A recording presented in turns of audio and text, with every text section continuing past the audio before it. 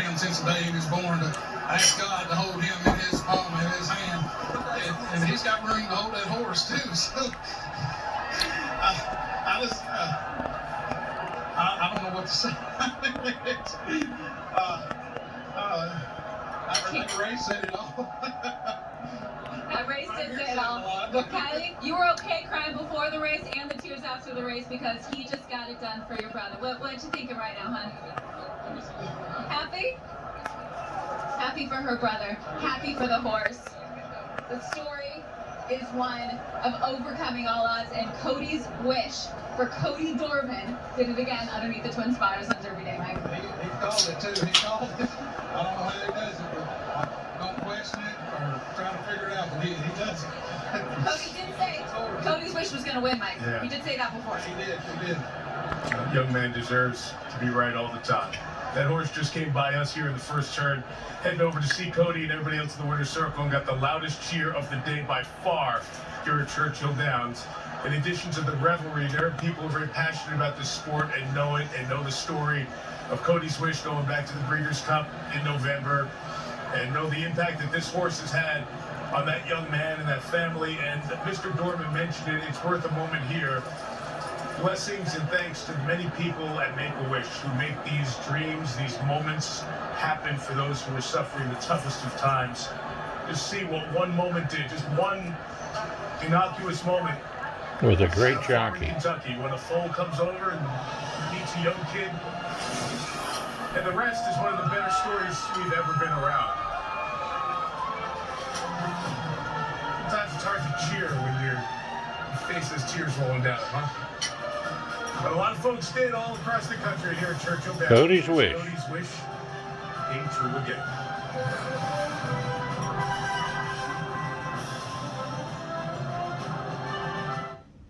To the drink here, to this side, and you want your straw with the mint so that you get all that beautiful bouquet of mint aroma as you're sipping. I love mint. I feel like mint. All right, so you guys ready for this? Kentucky Derby. Cheers.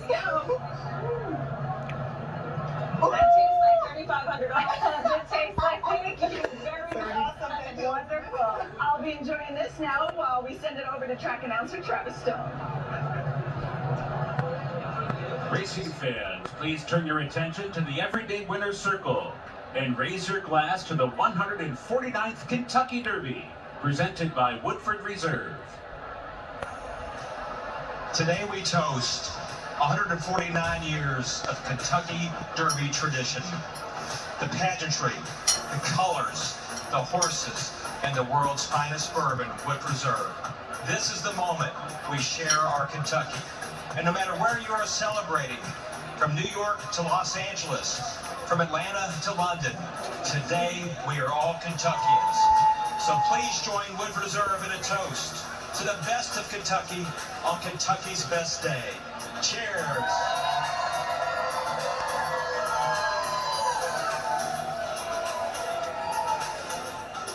The 149th running of the Kentucky Derby is brought to you by Ford, proud partner of the Kentucky Derby. Rooted in the heart of America. Raised by generations willing to... Down the list as well, Mandarin Hero, both Japanese-based. More on the racing royalty with some of the horses from Japan as we bring in Kenny Rice. Thank you, Mike. The success of Japanese racing can be traced back to Paris. That's Paris, Kentucky, where Sunday Silence was born and raised on Arthur Hancock's Stone Farm. Sunday Silence went on to win the 1989 Derby, the Preakness, and the Breeders' Cup Classic. But when it came time for financial offers for a stud career, well, they weren't up to the expectations of Hancock, so he sold interest in Sunday Silence to Japan, forever changing the course of international racing. Third, tightly bunched middle of the pack, and the longest shot on the board is 30-1.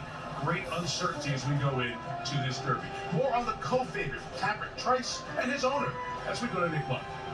Mike Tapper Trice's owner, Mandy Pope, has a passion for ponies and the power to purchase, and they've come together in perfect harmony with this horse. As a horse-mad little girl, she dreamt one day that she could own, breed, and race thoroughbreds. Her stake in the family business, the massive variety discount stores right throughout the South here in America, enabled the reality, and there's been nothing cut price about her equine investments. Now spinning, becoming the stuff of legend. Her aggression in the sales ring, though, that is offset by a real tenderness for the animals. And for all the $1.3 million Tapit Trice was born and bought to win the Derby, Pope vowed that she would never let him come here if he wasn't ready for it. Above all, she strives for excellence. However long it takes, she said, buy the best, breed the best, be the best. Ahmed.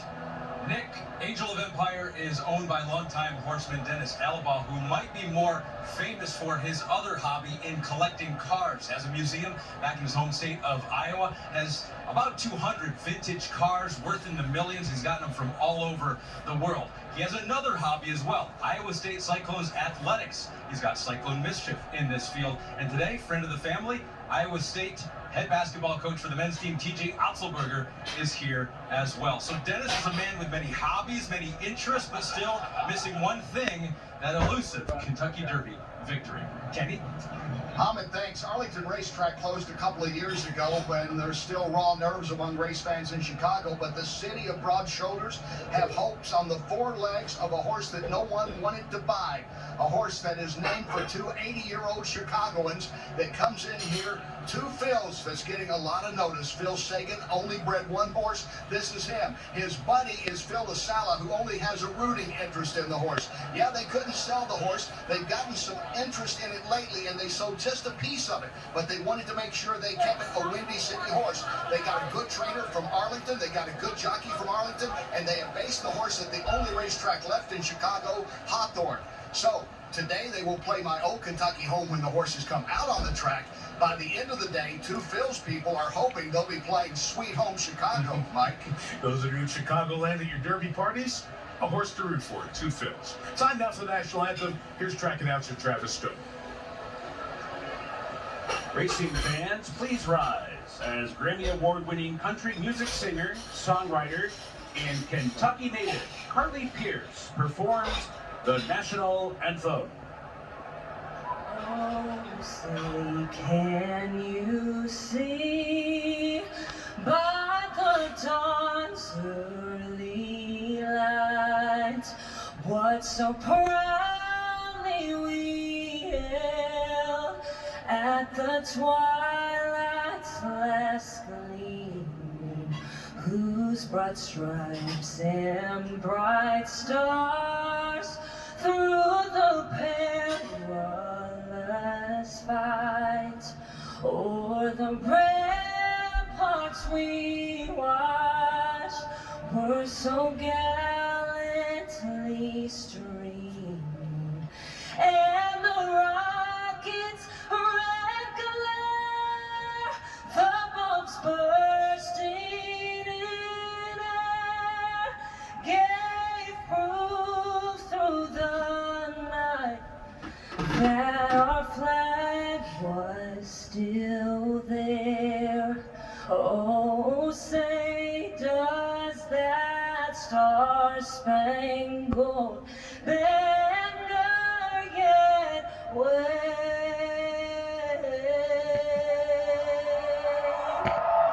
o'er the land of the free and the home of the brave?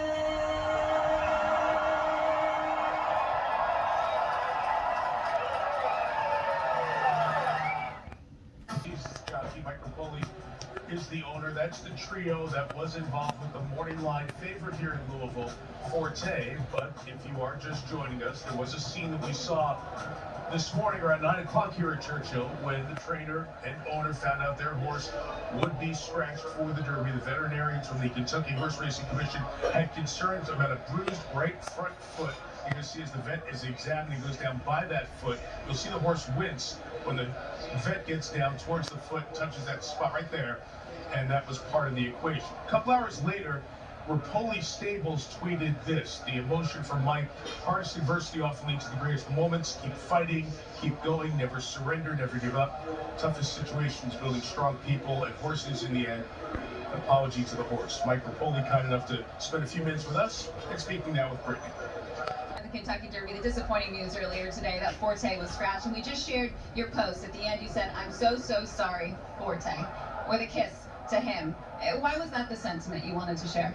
Well, you can only be a 3-year-old colt the first Saturday May at one time. And 13 years ago, I had the same feeling with Uncle Mo, and he turned out to be a great horse and a great stallion. Unfortunately, he's already been 6 out of 7. And, you know, Brittany, it's, you know, when you just step on a rock on a Wednesday before the Derby, you'll be okay in 4 or 5 days.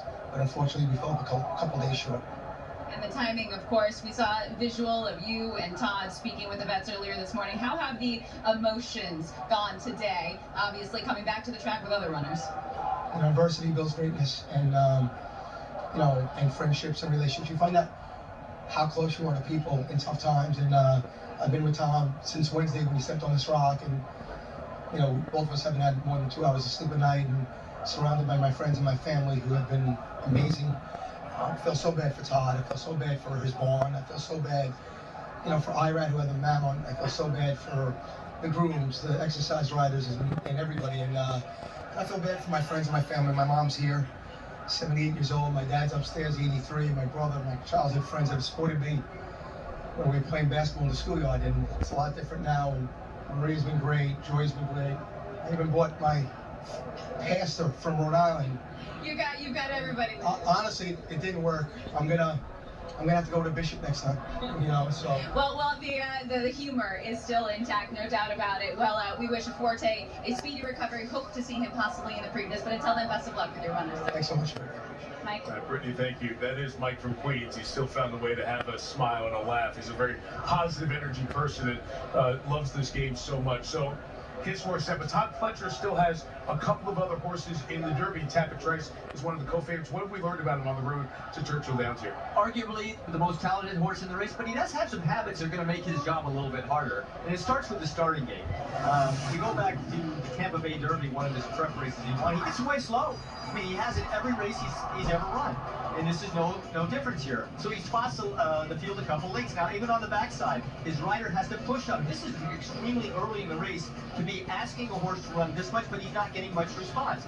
It's not until the stretch that Tapit Trice really kicks in. And that's his forte, if you will, starting his fun. But he wants to go longer, so the distance is up his alley. Again, his most recent race, better from the gate, but still slow, spotting the field a couple of lengths. And then, because he doesn't really like to weave his way through traffic much, he has to get into the outside, does Luis Saez's jockey. So he typically has to go wide, which makes his job even harder. Now, he wins this race, but it's a hard-fought win, Mike. Verifying, who is number 2 in the Derby today, is on his inside, but Tapit Trice finds a way to win. He's a tough horse, too. He gets bumped around a little bit. He got bumped around going into the first turn. Here, Verifying drifts out a little bit. A little contact there. Tapit Trice kind of pins his ears. Not this time, buddy. But he finds a way to win. But he was third last out in a race at Keeneland called the Maker's Mark. He was narrowly beaten for second. Probably was second best by a horse named Modern Games, who won the Breeders' Cup last year. So he's been keeping some good company, even though he hasn't won a great estate. Jerry's job and my job may be on the line here. We're giving up to the mark to every NBC executive. Oh, you have. Yes. You name it. All of them. Can I give you the question I gave you off air? Sure. The horse ran 3 weeks ago. Should I worry about that? Todd Pletcher usually doesn't do that. It's rare for Todd Pletcher. I think it's a sign of confidence. Here's Nick Luck. Nick. I don't tease, Mike. Off for the Old Forester Bourbon Turf Classic. High by Melvin on the outside with a good beginning, and he's going to grab the early lead. Earls Rockaway running in second position. Then it's Santine to the outside. Wolfie's Tiny Ghost is down to the rail. Ocean Atlantique is alongside him up to the mark. Break of another 2.5 to Hong Kong Harry. Last of them all, Spooky Channel. Bye Bye Melvin up top. Bye Bye Melvin ran the first quarter in 23.91 seconds and leads Santine by 3/4 of a length into that clubhouse turn. These two were 1-2 and just ahead of Wolfie's Tiny Ghost running in third on the inside. And then it's Earls Rock in fourth. Unsaving run for Ocean Atlantique.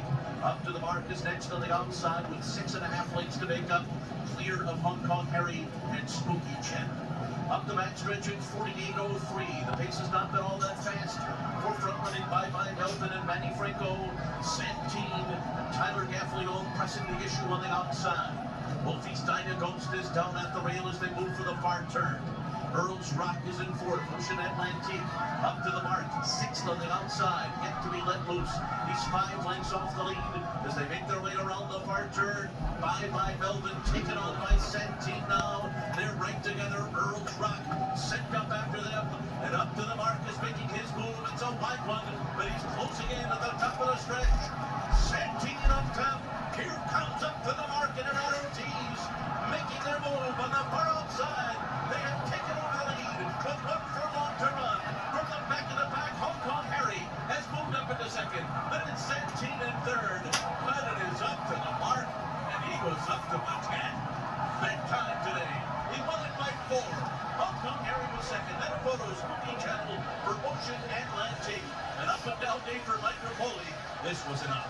Yeah, Rapoli, trainer Todd Pletcher, jockey Irad Ortiz Jr. hope to have the celebratory handshakes and hugs after the next race, after the Kentucky Derby, with the morning live favorite Forte, who was scratched at 9 a.m. But they can enjoy this one as Up to the Mark wins the 37th run of the Old Forester Bourbon Turf. Todd Pletcher a couple of years ago had a horse named Colonel Liam, one of the best turf horses around. He brought him around slowly. Gulfstream, he won a couple races, brought him up here. He did hit it, heated for a win in this race.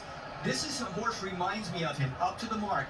2 allowed races, big performances, put him in a stake, didn't quite get there, but ran well, and today it was his coming out day. Very good race. About 2 weeks ago, Mike, Jerry and I were doing our homework on the undercard. We were watching all of the videos, and I texted Jerry, and I said, I've looked at the Turf Classic, and I guarantee you who's going to win. But I'm not going to tell you. I want you to look at the race and tell me who you think is going to win. Jerry looked at only 2 horses and texted me back and said, I got the winner already. It's Up to the Mark. I said, me too. Well, what did you see in the horse that made you so confident? The horse has been so visually impressive with a really quick turn of foot. And then in his last race, he finished 3rd at Keeneland. But the horse that he ran next to all the way down the stretch was Modern Games, who was one of the best turf horses in Europe. And he finished side by side with him. Against these horses, he's a standout. Well, you saw that turn of foot at the turn as they got the top there before the stretch. Nick Luck is with Todd Pletcher. Yeah, Todd, there's something about an explosive turf horse when they do something like that. What did you think as soon as they crossed the line? Yeah, no, I mean, he's really found his home on the turf. Last time, my only concern today was we were coming back in 22 days, and we kind of got a little too caught up, I think, in the last race riding against Modern Games, and kind of took him out of his natural running style. Irad did a great job today, just letting him settle and rode him confidently and delivered a nice turn of foot. Obviously Derby to come, but no Forte for these owners. How much satisfaction does it give you to at least get them in front on the day?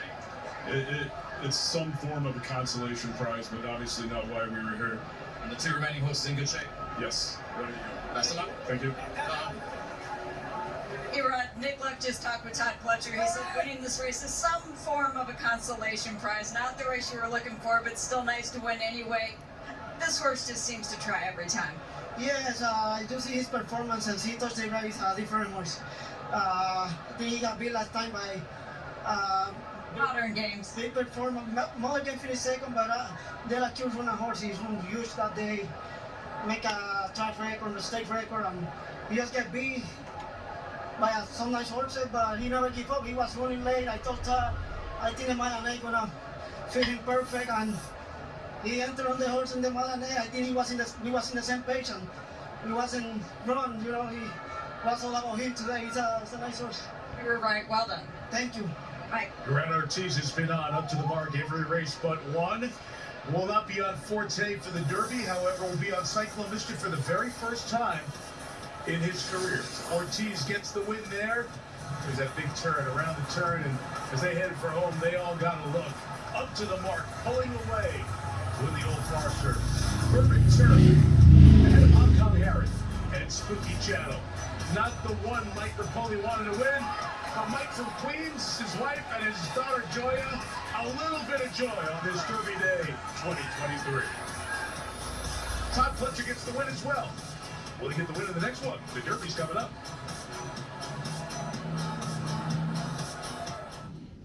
Up for third, so you see the odds, thus the limited payouts of the exotics. Two Empire have been neck and neck, if you will, and they are both at 9-2 in terms of the odds, and 8-1. Two Phils and Dermisotogake. Little has changed there. With the longest shot on the board, only 30-1. That is very low relative to recent Kentucky Derbies. Back on Derby Day 50 years ago, 3-2 of the odds on Secretariat. Every horse this year trying to live up to the standard set by that colt a half-century ago. In 1970, DID dedicated to celebrating the 50th anniversary of his historic run. Perspective on how great it was 50 years ago. He still holds the record for all 3 Triple Crown races, with his most famous performance coming, of course, in the Belmont. Remember that, winning by an unbelievable 31 lengths, 2 minutes, 24 seconds. Still a world record for a 1.5 miles on dirt, that iconic shot. Of this year's 18-horse Derby field, 17 are in some way related to Secretariat, the only exception being Dermot Sotogape. So, as we celebrate the dominance that began here a half-century ago, so better time to tell the stories of Secretariat. And maybe the best one comes before he was born. The best person to tell that story about one all-time great is another GOAT that you might know. I want to tell you a story about fate. It takes place in 1969. 2 horse breeders have an agreement. They'll flip a coin. The winner will get the first choice of 2 foals, or baby horses. The loser will get their choice the next year.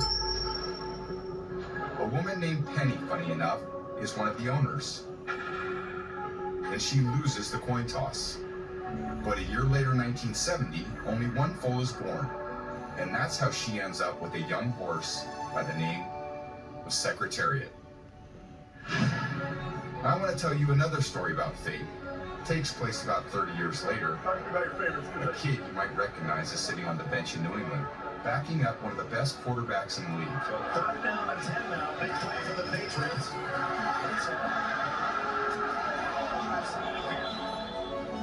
But then that QB gets hurt, and the kid gets his shot to go in. Tom Brady, the 2nd-year quarterback from the University of Michigan.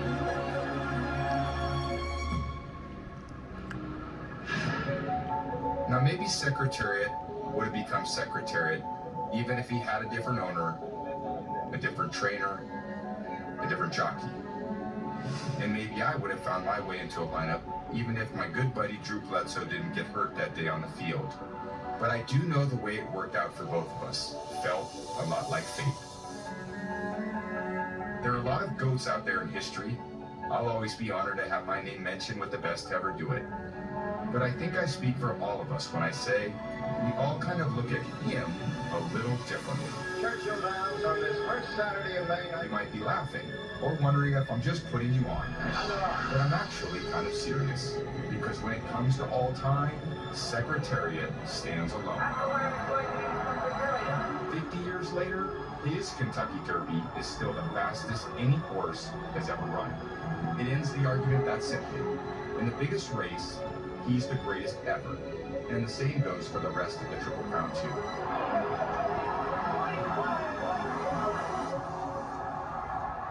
I'm jealous, man. No one argues about who had better defenses or tougher opponents, or whatever when it comes to Big Red. It's all right there in the history books. The way fate had it planned. So on the 50th anniversary of Secretariat's legendary Kentucky Derby win, let's all salute the GOAT of the racetrack, who still captivates us with his legacy. There was nobody faster, nobody greater. And our thanks to the GOAT, to Tom Brady, for the reflections on Secretariat. Not a lot of argument with the guy with 7 rings, too, by the way, but we'll hold the Tom argument for a little bit later on. Give me the jockey perspective and the number cruncher historian perspective on why Secretariat's greatness still stands alone 50 years later. What's so important to me is the point in the race in which his jockey Ron Turcotte made his moves. In the Kentucky Derby and the Preakness, there was more than half the race left when he really made that strong move. In the Belmont, there was more than 2/3 of the race left to run when he made that strong move. If this horse would have gotten beaten, his rider would have been crucified in the press. But thank God he did, because if he didn't, we might never know how great this horse was. Yeah, the Triple Crown is obviously on dirt. Secretariat ran the last 2 races of his career, beating the best grass horses in North America. In that Belmont time, 2:24, they say records are meant to be broken. Not that one. Not that one, right? Well, 150,000 people here. Very few of them were here when Secretariat did that in 1973. But I'm at dinner the other night and I ran into a couple. This couple was... I was watching 1973. George and Cherry Winslow. They haven't been back to the Derby since. George said, Cherry was sitting on my shoulders. We watched Secretariat fly by us. They haven't been to the Derby since. They came back this year, the 50th anniversary. North Carolina State Wolfpack fans celebrating the great moment with Secretariat. I'm bringing Dale Earnhardt Jr. because Dale, you spent some time at Secretariat's old stomping grounds here at Churchill Downs. That's right. We're here at Barn 42, and no barn has produced more Kentucky Derby winners since 1973 than Barn 42, and that is a 21 stall where Secretariat occupied. Only one Kentucky Derby entrant is down here in Barn 42, and that is Mage, and we're going to get a chance to talk to Gustavo Delgado Jr., who's the assistant trainer for Mage. And hopefully we'll get a chance to talk about the pit crew, right? So, and thank you for being here, Gustavo. The pit crew, all right? So I think about the crew on my race car, the tire changers, the jackman. Who is responsible for this horse all weekend long? Every time a horse race, you need at least 3 guys. We got the groom here. Well, today we got plenty of help because it's there. Even my dad is working. You get the hard walker, the groom who's going to make sure that he looks good, and then you probably have a third guy who could be me, foreman assistant, who's going to check on the equipment. He's got the right equipment for him. Usually it's more lighter than the one that he uses for exercise. And today now he knows he's showtime. You can tell by his body language, and that's pretty much it. Well, man, we have close connection with the horses. You see the joy of the emotions, but there's been the other side of that we have seen and talked about a lot. The typical Derby Day revelry has been balanced and mixed with the more sobering realities of this sport. 2 horses who raced on today's card, if you weren't with us earlier, were euthanized following injuries. And that brings the total to 7 deaths here at Churchill Downs since last Thursday. Now, we know the conversation and questions around how to make horse racing as safe as possible are always out there. They're sure to continue at an even louder volume after happening on this stage this week, the biggest week for the sport. We'll just have to wait and see what answers the sport and its leadership produces. But we also have seen a heightened awareness towards safety with 5 Derby horses scratching over health concerns. That's the most since 1936. Waiting for Patrick Mahomes to get onto the field. Who do you want to see? Okay, who do we want to see? Tapish, right? 2 Phils! All right, you know, this crowd is bringing the energy, excitement, anticipation that you know those horses and connections are going to feel as they make their way in. And the beauty of this game is you get to see the athletes close up in the locker room. In the horse's case, it's the paddock, and now after $200 million redevelopment, it is sunk below the iconic twin spires to make it like a Roman amphitheatre. This is a cauldron of intensity. It's where the adrenaline starts flowing, but the jockeys have to focus, get their game faces on mount, and then it's back down the tunnel, onto the track with the crowd roaring where we'll find Ahmed Farid.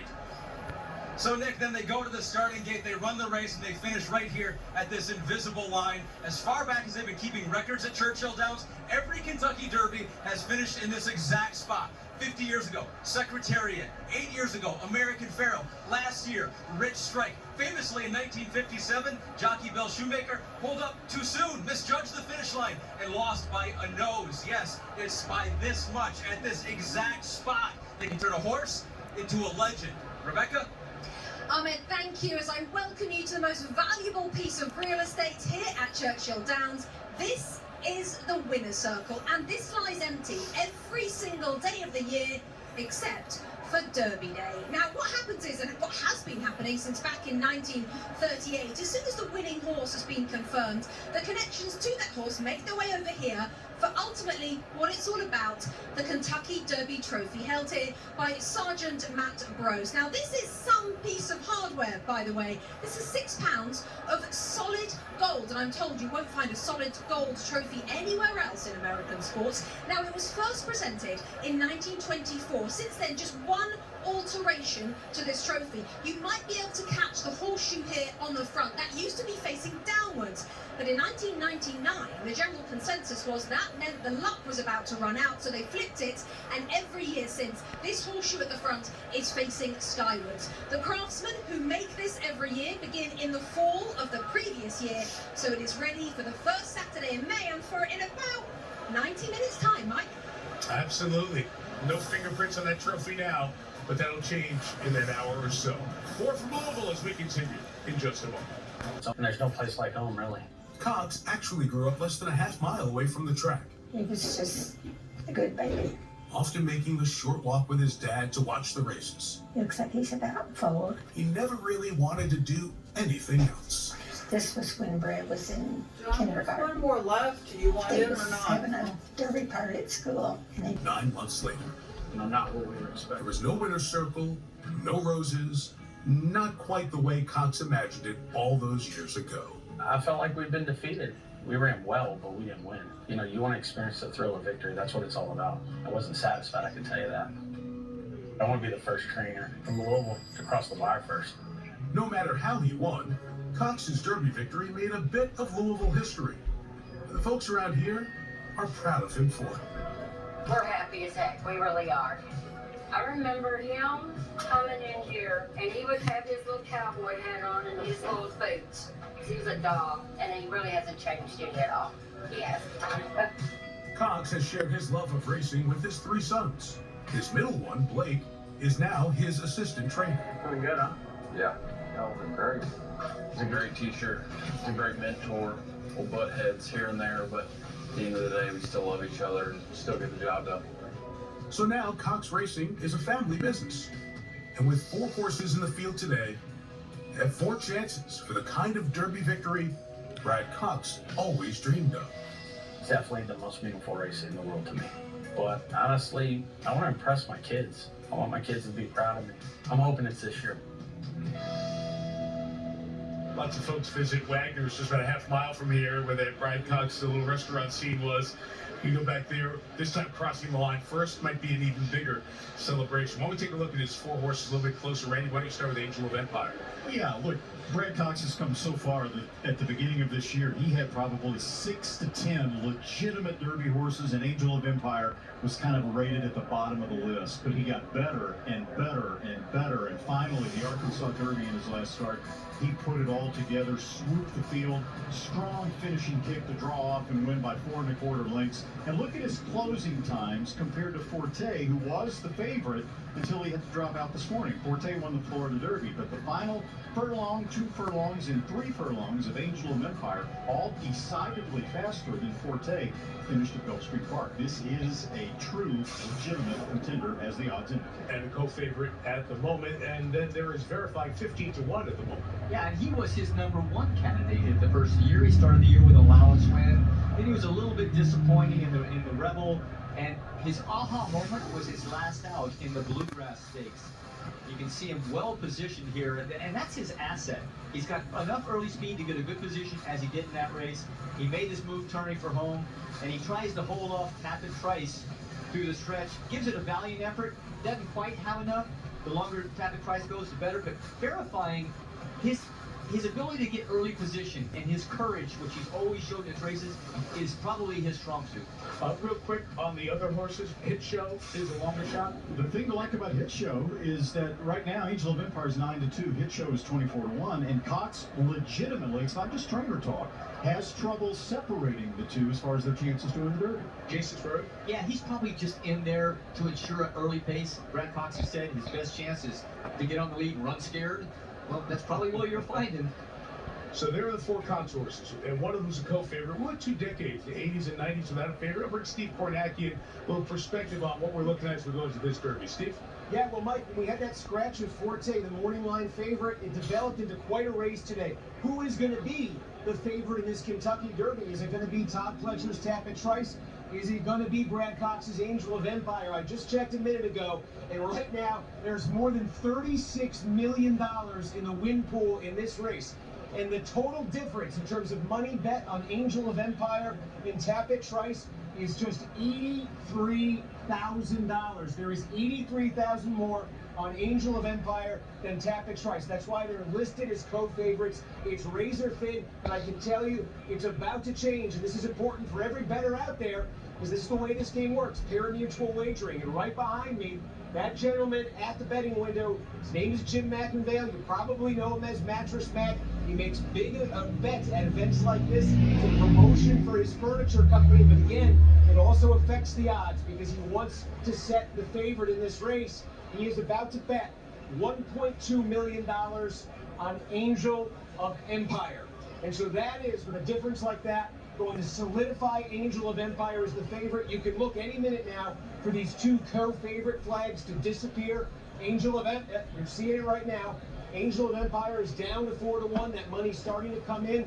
We'll see if it drops further. But I think with his money, that $1.2 million, Angel of Empire is going to go. This guy is in the furniture business, and he's betting $1.2 million on this horse. Numbers will be changing a little bit in both directions for you in the next few minutes. The guy standing behind him. Snack effect. It's like Kornacki getting a big city coming in. Wonder if the brothers know him from in town. Well, they might know him. Took to the Irad Sure they do. story, going to be on Forte, now on a different horse. He's standing by with Ahmed now. Yeah, thank you, Mike. So I just want to ask Irad, what has the last 10 hours been like? You were on the favorite when you woke up this morning, now aboard a long shot in Cyclone Mischief. It's been a long day for us, but thank God we just win the same connections. Very sad because it's my horse. I've been on him in every start.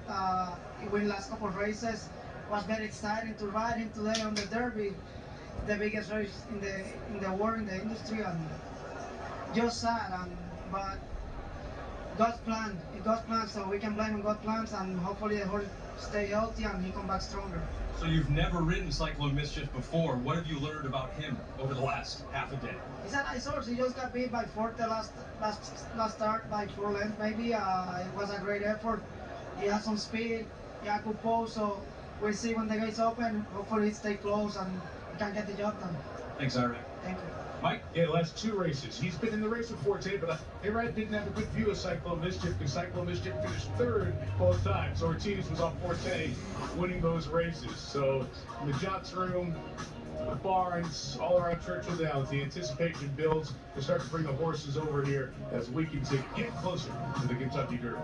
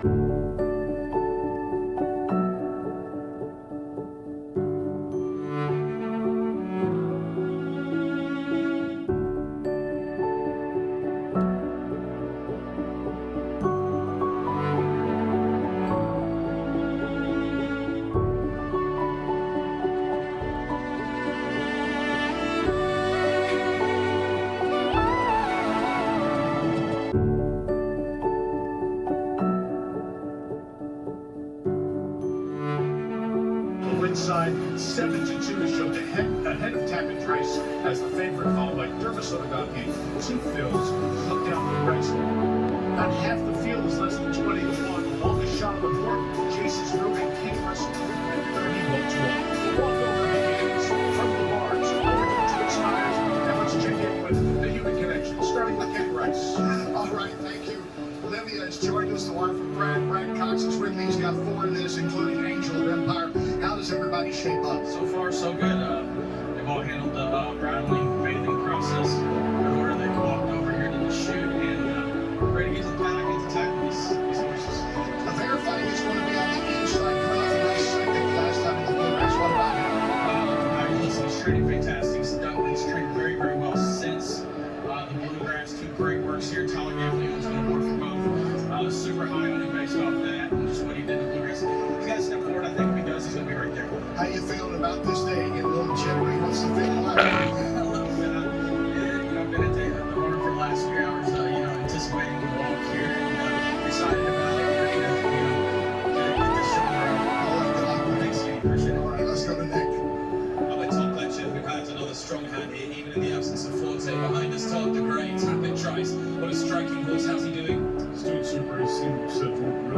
this track. He's had a really good one since the Bluegrass.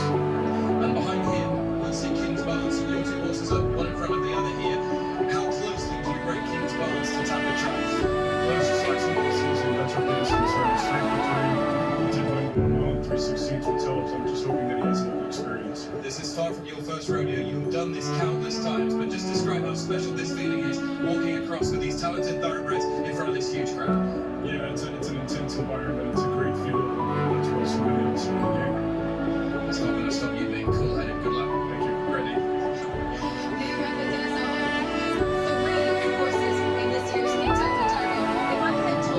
Years ago, when you bought 8 horses, that 3 of them would be in the Kentucky Derby, what would you have said? I wouldn't have thought you were telling the truth. It's a dream to come true. 1 in 100 million chances of getting 3 in the Kentucky Derby. The biggest race in the United States. How do you separate your 3? Can you separate your 3? Is the walk behind Angel of Empire? You know, Angel is probably cycling mischief is also very good. Chase is very good. To get in at this level is unbelievable horseman. And can you imagine horses feeling when they got 150,000 people looking at them? I can feel it when I have the behind right in front of my face. Best of luck to you. Let's get to that. I'm with Mandy Pope, of Whispering Hill Farm, co-owner of Tapit Trice. Danny, I've watched you over the years, and you seem to have quite a thing for gray horses. What is it that you love about the grays? I don't know, I think they're just more intelligent. But from my penny days, I always loved grays. So we just kept that up, and I've always loved Tapit. And of course, you get a lot of grays. Absolutely, and a good move to Tapit Trice. Mandy, I read where you said your most comfortable place to be is with a horse. How does the walkover for the Kentucky Derby ring? This is so exciting. It's absolutely a pleasure to be here. It's wonderful. Good luck to you, Mandy. Thank you so much. Let's go to Kenny. Larry Ravelli is making this walk for the first time in his career. He has 2 fills. Well, you're seeing it all. What's it like, Larry? Pretty cool. Pretty cool. Yeah, good time. How about 2 fills coming into this? How does this race set up for him? I think he's going to set up perfect for him. A couple, 2, 3 speed horses go in front of him. Tuck Jared to the top behind him. Relax on the backside. The rest will be up to him. People seem to know your name, by the way. I'm hearing him shout your name. That's good. We got to make him recognize. Good luck on Larry Ravelli today with 2 fills. Let's go to Nick. What's the confidence like in the Japanese camp? Here's their big hope, Derby Sotogake. Kane Hunter is the Japanese representative here, is based in Japan. Kane, how do you rate the strength of this squad? I think it's absolutely fabulous. I think if you got to hear with you this year's camp, this year's it. Just tell me what the feeling is in the camp ahead of time. The veteran trainer, brilliant trainer as well as Derby Sotogake. Well, this will be the ring-making moment in his career if he's able to do it, and he's got all the confidence in the horse possible. Best of luck, Kane. Thank you. Matty Alton. All right, Nick, thank you very much. I'm here with Louisville natives, Dale Robinson, Shorter, Tammy Fox, and Dale, I gotta imagine that you're truly also eligible. Did you keep up with strike last year? I did think about it. I took last year and came up hard to give me a little pep talk. That was pretty nice of him. He said he wanted to see me do the same thing he did last year. Trainer Cyclone Mischief. You ran third to the money line favorite in 14, the Florida Derby. How's the horse training into this number 21 here to start the Kentucky Derby? Well, Larry, once he just does everything right, he's getting better and better. He just turned 3 on the 30th of last month. He's catching up with his father. Your 12th Derby, I gotta ask you, being a native in the city, what would it mean to you and your family? I don't think I even understand how much it would mean at this point. It would be a huge thing. It would be coming in here every day of my life that I can remember. And just walking over, looking at all this, it's a big time. That's what you got. Thank you. Let's go to Ghana. I'm with Hall of Fame trainer Steve Asmussen, and Steve, you've got disarm in here. I've watched you with this horse all week long. You're always hands-on, but you and this horse seem to have a real connection. Can you address that? He just reminds all of us so much of his dad, Gun Runner. You know, just everything Gun Runner meant to us. It's like having another chance with him. Just a very special horse. You know, we're hoping to be able to improve on the same connection, second place finish, as well as his father's third place finisher today. It was very exciting. Speaking of second last year with a favorite at the Senators, you said all the same connections. Does it feel like the pressure is off a little bit this year? No, not when you're over 24 in the Derby. You know, it's time to win one of these. Get it started. Good luck, Jason. Brittany. Down at Nikia with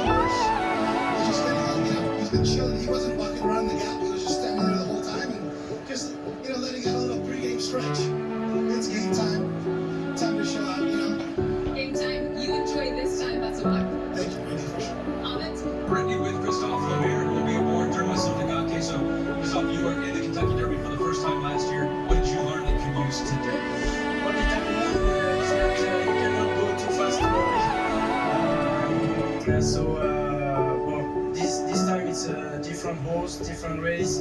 I have to ride the horse for himself, to sit where I will be comfortable, and to save energy for the last stretch. Christoph, you are based in Japan. You're better equipped to answer this question than most. What would a Kentucky Derby win mean to the people who love horse racing in Japan? The Kentucky Derby is part of the big races that the Japanese connection wants to win. It's a very challenging race, of course, but if Damaso Tobake wins today, it's going to be a tsunami in Japan. They like the challenge, and they know about the Kentucky Derby. They know how famous this race, and it will be a great achievement to win this race. Christoph, good luck. Thank you very much. Mike? Thanks, very popular sport in Japan at 7:23 a.m. on Sunday morning in Tokyo.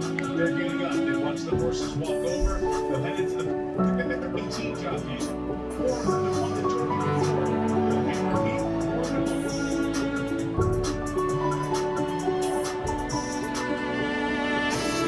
It's part of a nearly $200 million renovation to be ready next year for Derby number 150. It's also going to be a new home stretch club that opened here last year. And we, on our set over on Turn 1, are right next to another new feature, the brand new Turn 1 grandstand, which debuted this week. Changes continue here at one of the sport's iconic venues and its most famous event. We'll look for the jockeys now for this 149th Kentucky Derby. A little bit about them. We'll go oldest to youngest. The oldest is John Velasquez, who's 51, and that's more than twice the age of Kazushi Kimura, the 23-year-old Mandarin hero. Velasquez, unsurprisingly, also the most experienced, his 25th Derby mount. Meanwhile, we have 3 riders who are making their first ever run for the Roses, including Jareth Loveberry. A lot more love in the last few hours for 2 fills. Velasquez, back to him. Most Derby wins for any jockey today. He is going for a 4th on reincarnate. But fellow Hall of Famer Javier Castellano is still looking for his first. 0 for 15, and he's on the 8th Mage. And speaking of jockeys, earlier we spoke of Secretariat and the 15th anniversary, of course. Secretariat ridden through that Triple Crown by Ron Turcotte. And they were starting about 20 minutes ago in his home in Canada with a little pep talk, a little inspiration, great respect back to the 18 jockeys who will listen to his words. And we will hear them talk now as we meet all 18 riders in this 149th Kentucky Derby.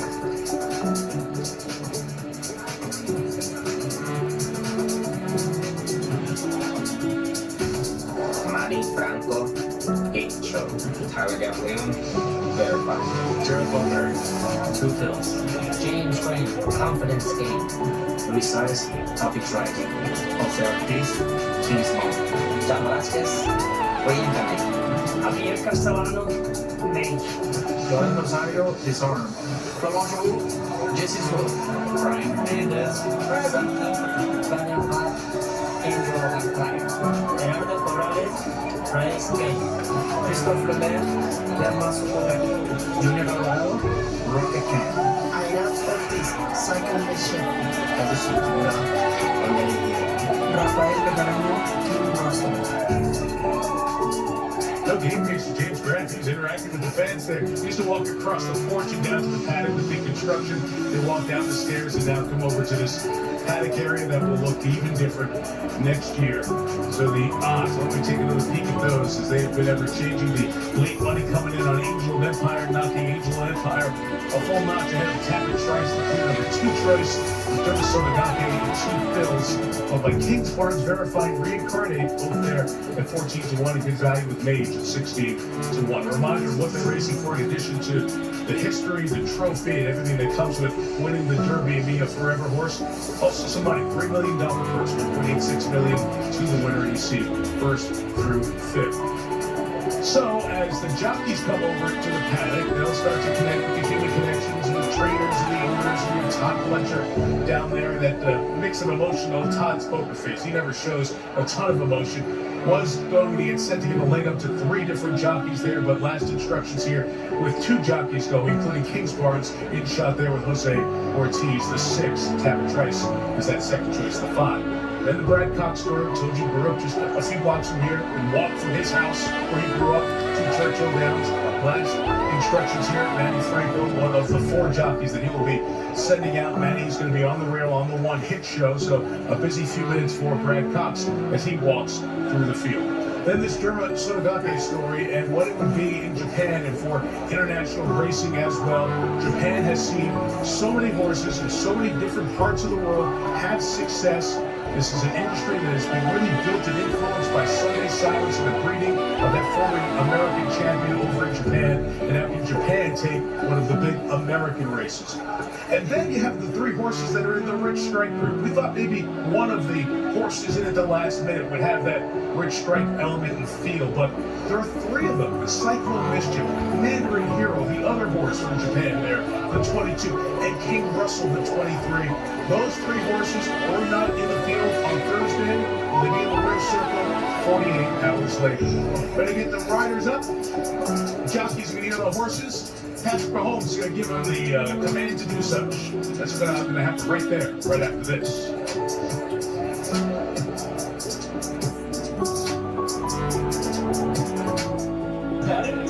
Where 2-time Super Bowl champions, Chiefs quarterback Patrick Mahomes will lead us in Riders Up.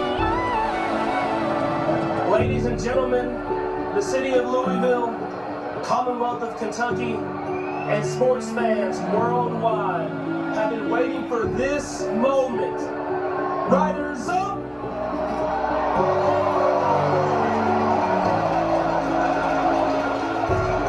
Well, no surprise, the big moment. Patrick Mahomes nailed it. It was well done. By a couple of times Super Bowl MVP, signed some autographs along the way there. And Patrick Mahomes, Aaron Rodgers here, Josh Allen here, Peyton Manning here, Hall of Famers, quarterbacks of the NFL. A lot of big celebrities here. It's a big time event. It has that kind of feel. And then this is one of those traditional mileposts as we get closer to the race. The jockeys get a leg up from their trainers as they get on the horses. On Group 2, Phil's back here, the 3, Jerry Mulberry up there, first time to experience this. So, Brady Moss, Jerry Bailey, we watched the horses come by us here on the walkover, and then we're observing them in the paddock. Anything you've noticed so far, man? Well, you just saw Confidence Game go by. I mean, his trainer Keith Zormo pointed out that in his last race in the Rebel, he fell apart in the paddock and worried him, but he looks really good now. Yeah, everybody was really relaxed, with the exception of 2 Phils. He was like dancing in place all the way, but you saw him just now, once they put the saddle on him and the rider, he seems to have calmed down, which is great. Jerry, what is this moment like as you're a jockey and you're getting set for one of the biggest races that you'll ever run in your life? Listen, you're aware of the enormity of the moment because this is a race that defines us as jockeys, but actually, there's nothing you can do from here on out except make sure your horse warms up a little and keep him as calm as possible. The real anxiousness starts right before you go in the gate. So that moment as you circle back behind the gate, going in there, that's where it is? Yeah, it's cool in the paddock, but once you warm up and get behind the gate, then the nerves start, because if they act up in the gate, then it could be lights out. There's nothing you can do from there on out until the gate opens. Well, until the gate. That's exactly right. And Brady, as we see the paddock set up for above, a great shot there. There are usually more people there.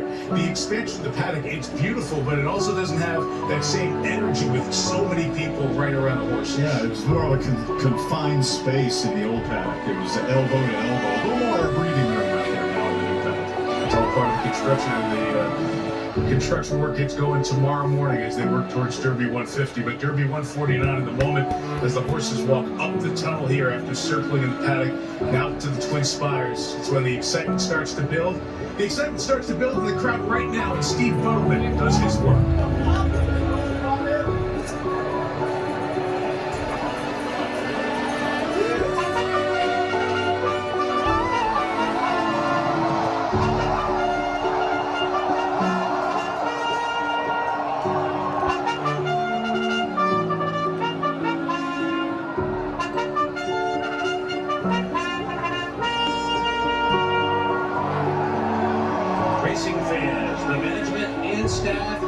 Of Churchill Downs proudly present the 149th running of the Kentucky Derby, presented by Woodford Reserve. Please rise as the University of Louisville Marching Band and Cardinal Singers perform My Old Kentucky Home.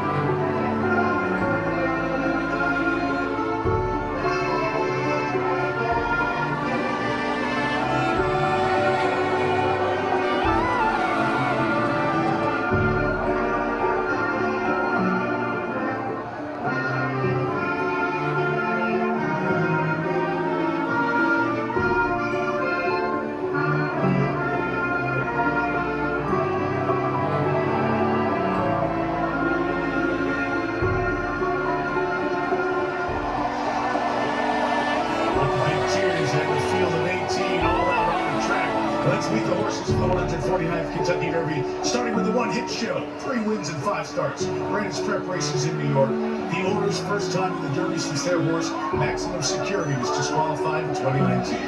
The 2 is Verified, second of the 4 brand concentrated horses. Son of Triple Crown winner Justified, second in the Bluegrass to Tappet Trice. The 3, 2 Phils.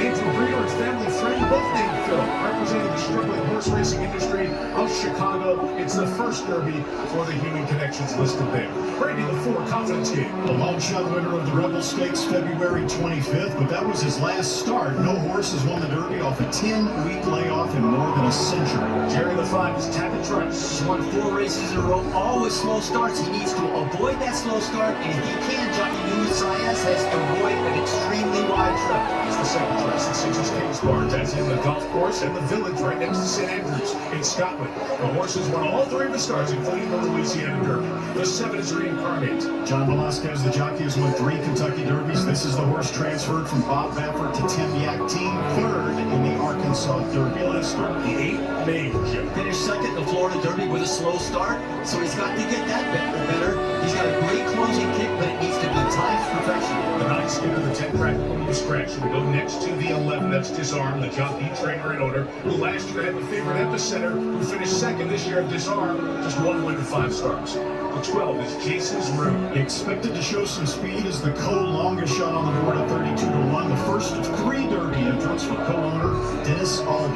The 13 is Sun Thunder, deep closer, 1 win and 6 starts, in the money just once. His last 4 starts, Lexington named Kenny Beats, 9th Derby starter. The 14, Jerry, Angel of Empire. The Arkansas Derby winner, he should be mid-pack early. He stands a real chance, barring any bad luck. His jockey Fabian Pratt going for his 2nd Kentucky Derby win. The 15, the morning my favorite Forte Scratch this morning. The 16 is Race Kane, another deep closer, won the Gotham in New York on a money track. Derby debut for the jockey and trainer. 17, Randy, it's Dermo Sonobaka. He has frequent flyer miles, 5,400 miles from Japan to Saudi Arabia, 1,100 to Dubai, and after the UAE Derby, 7,300 miles now to Kentucky. Jerry, the 18, Rocket Cat. Close 2nd to the aforementioned Forte, the favorite of a few races back. Disappointing 4th in this last race, so his trainer has blinkers. So the 19 Ward Mile, which way to continue our scratch? Which way looks like Columbus just first alternate in the field Thursday afternoon. 3rd in the Florida Derby, trained by Louisville and Dale Rose. 22, Mandarin Hero. First or 2nd in all 6 starts. The first 5 in Japan where the horse was bred. The 2nd by a nose at the Santa Anita Derby's got everyone's attention. And the 23, King Russell, drew into the field late Thursday, just 1 win and 6 starts. The horse is owned by the former governor of Kentucky, Burton C. Jones. And there are the 18 horses set to go the mile and a quarter in the 149th running of the Kentucky Derby. So the horses now will make the path down. They'll head towards the starting gate. That look around Jerry talked about. And the moment of nervousness for John Velasquez, the Hall of Famer, trying to win a 4th Kentucky Derby. Reincarnate and Jareth Loveberry. Never done this before at the Derby. Riding 2 Phils and representing the great city of Chicago. Christophe Lemaire on Derma Sonogake, hoping to give Japan their first ever Derby win. Luis Saez, won the Derby 4 years ago on Maximum Security. Will he do it today on Tappet Trice? Kentucky Derby 149 is next.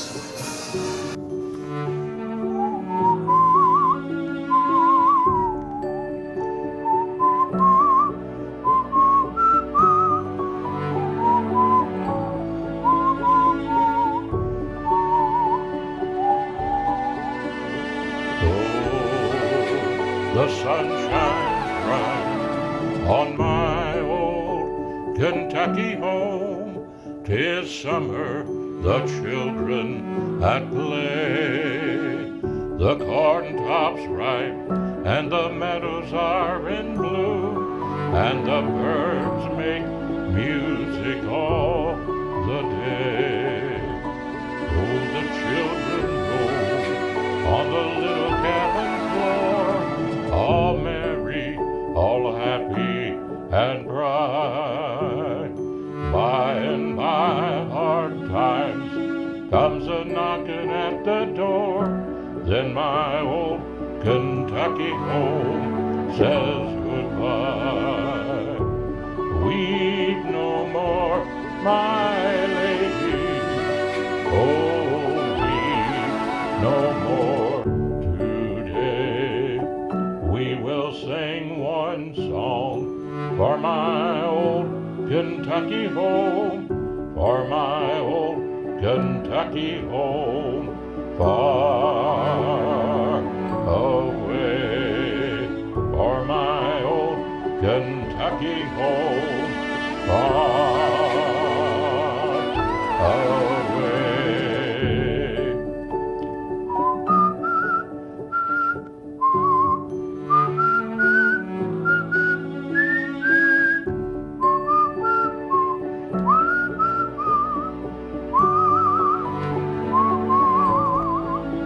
God bless America, God bless Kentucky, and God bless all the citizens, red, yellow, brown, black, and white, in America and in the world, for they're all precious in Jesus' sight.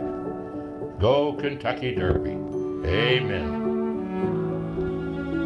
Angel of Empire at 4-1. With Cameron Trice at 9-2, and Thomas Orlando at 2 films. Well, Mike, Angel of Empire's come a long way from what was expected of him at the start of the year to where he is now. He may not have as much raw ability as Tappet Trice, but he's got a couple of things Tappet Trice doesn't. He's got professionalism. You can count on him to break well from the gate. And he has what they call turn of foot. He has quick acceleration.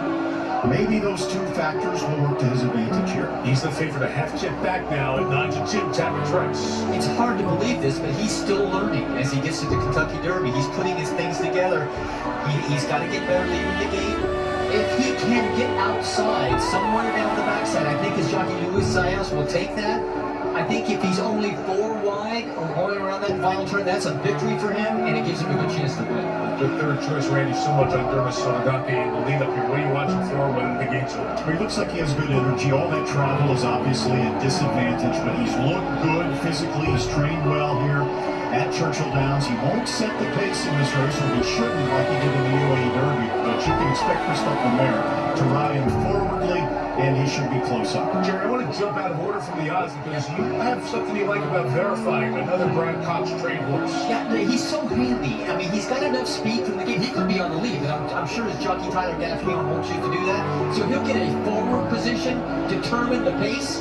If it's a little fast, he'll be a little further back. But he's got moves within the race that he can adjust to any pace, and he tries very hard. Hey, Randy, let me bump back up to the 3. Sure. Phil's the 4th choice at 9-1. Was 12-1 in the morning line odds. Folks are liking him here. Maybe the favorite comes out there looking this way. What do you like about this horse? Well, the Kentuckians have seen him. He won at Turfway Park in Florence, Kentucky by Cincinnati. Won the Jeff Ruby Stakes very impressively. We talked about this yesterday for a horse in the Kentucky Oaks. That race was on a synthetic racing surface, which is totally different from a dirt track. Sometimes the form doesn't transfer from one surface to another. We'll see about 2 fills. Those are the horses, the people. His emotions are so intense right now. Brad Cox has 4 chances. He's won once, but he's never crossed the line first. Will it happen in just a very few moments? Then there is Hiroyuki Asanuma in his mid-70s. This gentleman would like to see him become the first to have Japanese racing in the biggest spotlight for the 3-year-olds, winning the Kentucky Derby. Then there's Larry Valley. We talk about 2 fills and all the excitement from that Chicago racing industry that is hurting. What a boost it would be for that. And then there's Todd Pletcher. Lost the morning line favorite 14 with scratch with the Tappet Trice. Get the job done for Pletcher here. So here we go. The horses are loading. They load 2 at a time, so we'll go quick. We are set for that moment in history as the crowd crescendo builds. It's time. Will it be a favorite or will it be another upset story? With the call. Welcome to Travels with John Stephenson. Filming this for you folks that might have missed it on our YouTube and under Travels with Dr. John Stephenson and on our Facebook page, John Stephenson. Hope you enjoy it.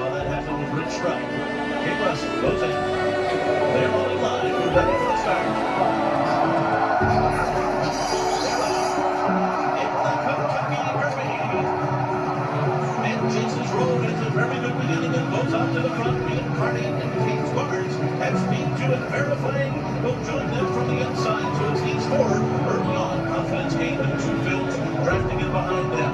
Then hip show to the inside. They're being followed by Rocket Canada, Lance King. Tim Russell has been single Fisher to the outside. And then comes Banner and Hero and Disarm. Dermis Sonagaki has been taken well off the pace here. He is near the back of the pack early on. And then comes Mage, followed by Sun Thunder, Angel of Empire, and Cabot Price. The two favorites are second to last and last as they race to the backstretch. It is verifying in front. Pink Sparks on the outside second. This opening quarter mile was quick, quicker than we expected. 45.173 seconds. And then it's William Hardy running in front of the outside.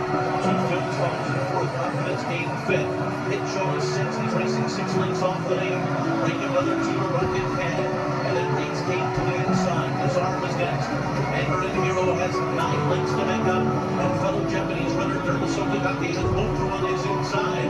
Angel of Empire is past the field too. He's down to the lane as they make the win around the far turn. King Sparks, the undefeated runner for Tom Butcher, is the leader. Here's two Phils making a move on the inside. And then two of them hook up. And Jared Longberry has taken 2 Phils to the front. And King Sparks is running in second. Hit Show is circled up on the outside as they come to the top of the stretch. And they're into the stretch. And two Phils has turned for a hole on top. King Sparks is Rage coming scratching out the outside. Angel of Empire is putting it in front. And it's 1 furlong to run. Two Phils on the inside. Right on Mage. Mage is taking the lead here as they come into the final 16. And it is going to be Mage to win the Kentucky Derby. And there was two Phils, Angel of Empire in a photo, and this arm was fourth. Mage has done it in 2:01 with 5 seconds under Javier Castellano. And for Javier Castellano, the Hall of Famer, that long-awaited Kentucky Derby on Mage, a horse that only had 3 starts and only won once before. But Mage with a charge at the top of the stretch. The talent, yes, the inexperience, not anymore. Mage wins the 149th running of the Kentucky Derby. Was thrown into the Valley View Stakes after only a maiden win, deep into the pool. He ran well, not good enough. Probably a winning ride, a winning move in the Florida Derby, but he came up short with a premature move. They changed riders to Javier Castellano, who has been winless, as you said, in the Derby. Perfectly timed move. Great ride. You know, we said Mage was going to get in trouble if he didn't break well. He didn't anyway.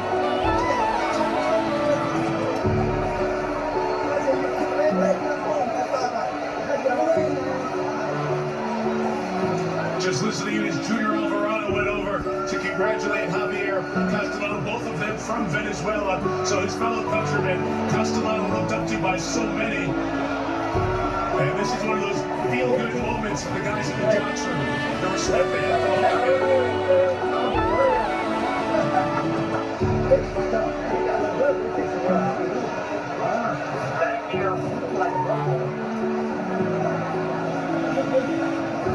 Gustavo Delgado, the fellow Venezuelan, the trainer. What a great moment for that country's horse racing industry as those two native sons, the Venezuelans Castellano and Delgado, with 2 Phils. Hangs on there for second, Angel of Empire third, and Disarm coming in for those unofficial results. Let's go back and watch how it happened. Well, Mage, as Randy said, got away poorly from the gate. He couldn't do it. But Javier Castellano was never asking for his best until he completely straightened out in the stretch. He never even dropped his crop until inside the 8th hole. So I think he knew he had a short burst left in the horse, and it was certainly enough to overtake 2 Phils and hold on Angel of Empire. There may not have looked like there was much speed in the race on paper, but as we talked about all week long, a lot of times the Kentucky Derby doesn't wind up that way. It wound up being a solidly faster pace than ordinary, which helped Mage from back in the pack. What does this remind you of? Venezuela, Canonero II, 1971. Well done, Venezuela. And Javier Castellano, a Derby winner with Donna. Well, Javier Castellano has been the leading rider in the United States 4 times. It took 16 tries for you to finally get your first Kentucky Derby win, though. Javier, what are you thinking right now? First of all, thank you, Lord Jesus Christ, for giving the opportunity to win the Derby, the dream trip for any jockey, any trainer, any horses, and the industry of horse races. I never give up. I always try hard, do the right thing. It took me a little while to get there. I finally get it. I'm very blessed and truly honest to give me opportunity to hold the way he did it today. the leading age, he did it really well today. He got out of there in the fave, come from behind horse. The turn of a hole, he got a lot of heart. It's a little horse, but it would be hard. A little horse with only 3 starts coming into this race. Did you think he had this in him? Absolutely. I think the way he run the last time in front of you, and the Florida Derby, the way he did it, finished second, the way he finished, I think he have a lot of potential to win the Kentucky Derby this year. But to be thankful for the owners and the trainer and all the connection to give me the opportunity to ride the horse. And trust me and believe me in the horse. This is a big win for Venezuela. Not only are you from Venezuela, so is the trainer Gustavo Delgado. Congratulations, Javier. Thank you, Dad. Venezuela.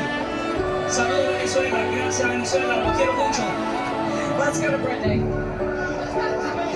Venezuela flag out here. Gustavo Delgado right in the middle of it. Gustavo, if I can have a moment with you. Gustavo, you had just said to me, you always believed. What was it about this horse that made you have so much confidence that he gave you a Kentucky Derby win? Well, it's just a challenge from America to the United States. My history is go to Kentucky, go to Kentucky. When I went around 2 times, you remember? I was horse very bad, but this time I'm sure that the horse very, very good. Yes, very, very good. Describe to words what this scene is.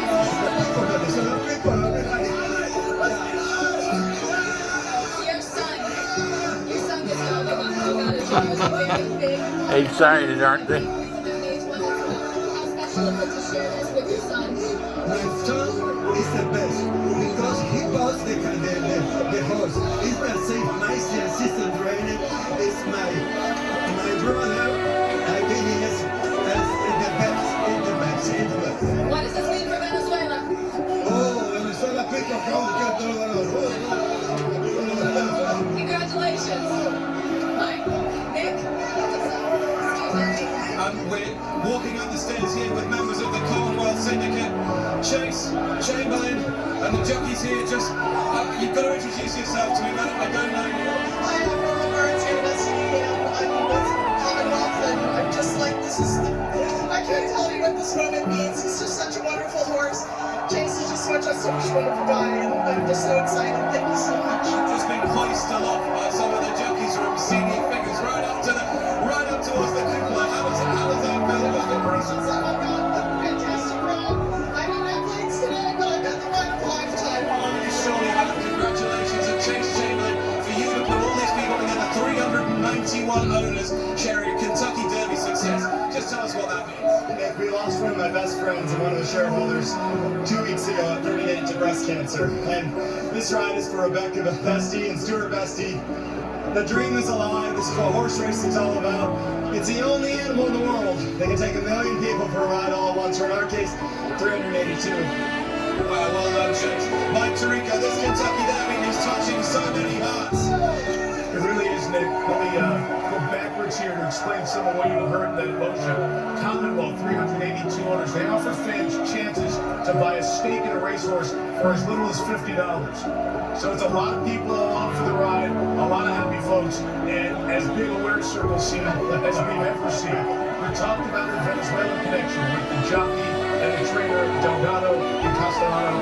They're from Maracaibo, the 2nd largest city in Venezuela, second one to the national capital of Caracas. And Gustavo Delgado arrived in South Florida in 2014, so hasn't been here very long. But what a moment he, Castellano, the Hall of Famer, and the rest of Venezuela have on the big stage, winning the Kentucky Derby. This was a big wild card in this race, because this horse was lightly raced. It actually had some trouble coming out of the gate. It's one of the reasons they went to an experienced jockey. So on the next page of Derby Champions, that page will read Mage for 2023. The 8 horse came charging around at the top of the stretch and held off the challenge from 2 fills, an Angel of Empire, and 150,000 watts. The 8 horse come through under the finish line first.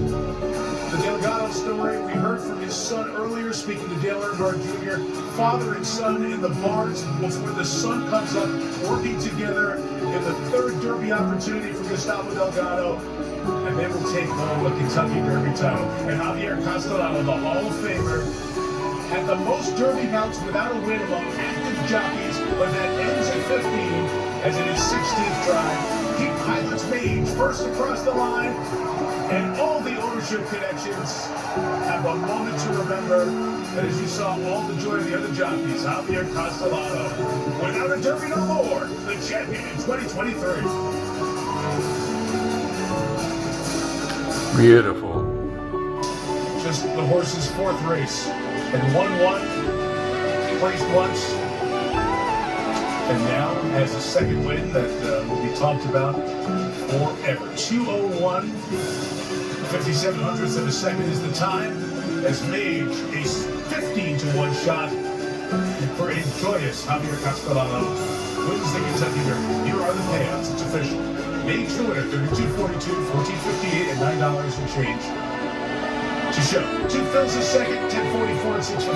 Angel of Empire up for third, $4.70. To show for the favorite, there you see the Exacta, the Tri, the Superfecta with Disarm. Steve Asmussen long shot finishing fourth, thus juicing that up to over $15,000. Tap and Trice, the second choice. When they started, finished seventh. Let's go back to the start with Mage, which was a concern for this horse coming into the race. Number 8. You can see he gets away a little slowly, gets pinched a little bit, but he's already back from Murray. I mean, that's his usual start, at least the last few times he's run. So he's way back near Tappet Trice early, as you can see as they go by the backstretch. Tappet Trice is still back there. Angel of Empire, the first two favorites. Mage is starting to pick up. He never really, until the far turn, had to go more than 3 wide on the turn, so a really good trip in this amount of horses. Great job by jockey Javier Castellano. Picks his way through horses, and only when he turns for home does he angle him out and put out the 6th path for clear running, and that's not going to hurt him at all. So now it's just if the horse has enough kick to get home and run down 2 fields. Mage is flying. Angel of Empire ran his race. Tappet Trice never really, as Jerry pointed out, never really got involved. You know, the odd thing is, Gustavo Delgado told us that he thought they had figured out the poor starts for Mage. He got too relaxed in the starting gate. He would slouch. They put pads in the gate to support him. And they thought he would break much better.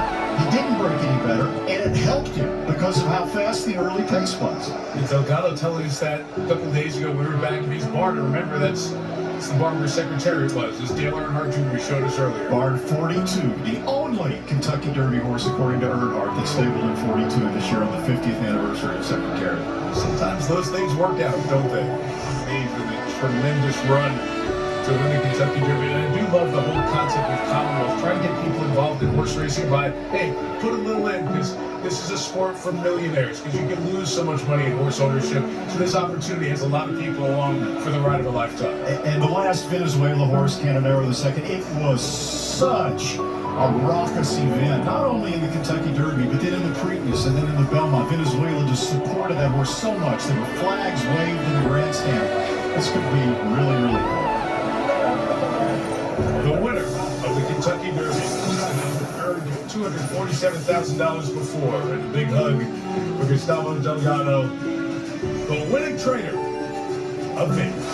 Presentation after this.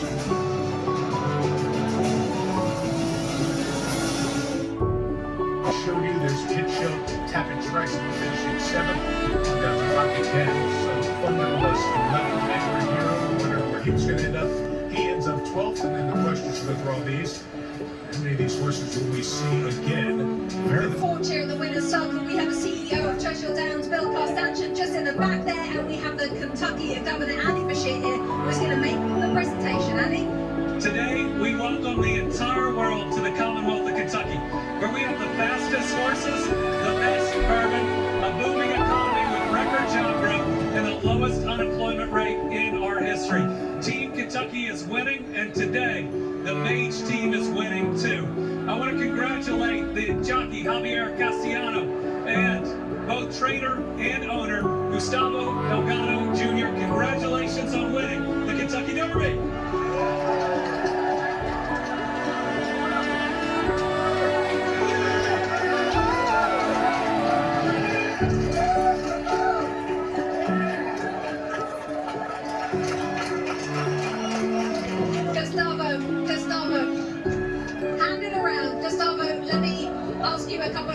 fans as they chant your name out there, and I see a lot of tears. You are the winners of the 149th Kentucky Derby. Has that yet sunk in? I still can't believe it. I lost my words. It's an amazing feeling. I have all my family here. They came from Venezuela a couple of days ago. So my nieces, my nephews, they're 5, 6 years old. This is gonna get in their subconscious. They will never forget this. I'm right in saying you paid a little bit more than maybe some in the ownership group wanted for this horse. How sweet a feeling does that make today? Well, you know, sometimes you have to follow your intuition, your gut. That's pretty much what I did. Sometimes it plays out, sometimes it doesn't, but now it did. When you were watching the race, at what point did you think we've won this? When he started moving, when he started making his move, I felt really confident. I felt all the way I felt confident. And when he was right there, when Javier started to ask him, I knew that he was sustaining that move. I just knew it. Lovely stuff. Last question from me. Are you going to take Mage to the Preakness? Give me a couple of days at least. I tried, Gustavo. I tried. Give him a couple of days to make the decision. Lovely stuff. Thank you so much. Congratulations, Mike. It's back to you. All right, Rebecca, thank you. And we'll watch to see what horses are on the trail for the Preakness. Mitzi Forte there, among others. So that's a story going in 2 weeks in Baltimore. USFL's coming up here in a little bit. Javier Castellanos got some celebrating coming up in a little bit as he has finally won the Kentucky Derby.